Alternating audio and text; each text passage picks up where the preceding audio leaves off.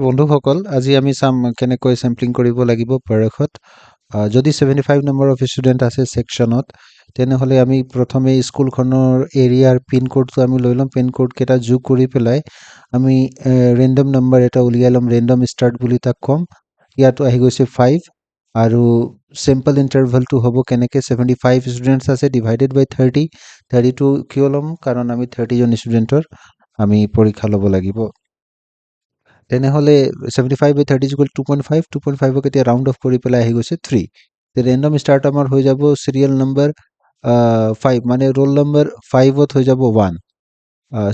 সিৰিয়েলি আমি লিখি লৈছো 75 লৈকে ৰোল নম্বৰবোৰ তে প্ৰথম গৈছে 5 ত হৈ গৈছে 1 তাত 3 যোগ কৰিম সিম্পল ইন্টাৰভেল তে হৈ যাব 8 ত হৈ যাব 2 আকৌ তেনেকে 3 যোগ কৰিম 11 ত হৈ যাব 3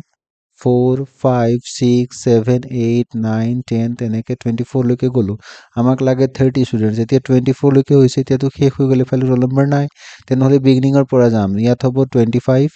আকৌ 3 গেপ দিম 26 আকৌ 3 গেপ দিম দ্যাট মিন্স 3 প্লাস কৰিম 27 28 29 30 আৰু নালাগে বাকি কেজন ল'ৰা ছোৱালী আমি এসেসমেন্ট ল'ব নোৱাৰিম কিদিনা তো এইটোৱে আছে সিম্পল প্ৰসিডিউৰ যেটো আমাক দেখুৱা হৈছে হেণ্ডআউটত ইমানেই আছিল আজিৰ বাবে থেংক ইউ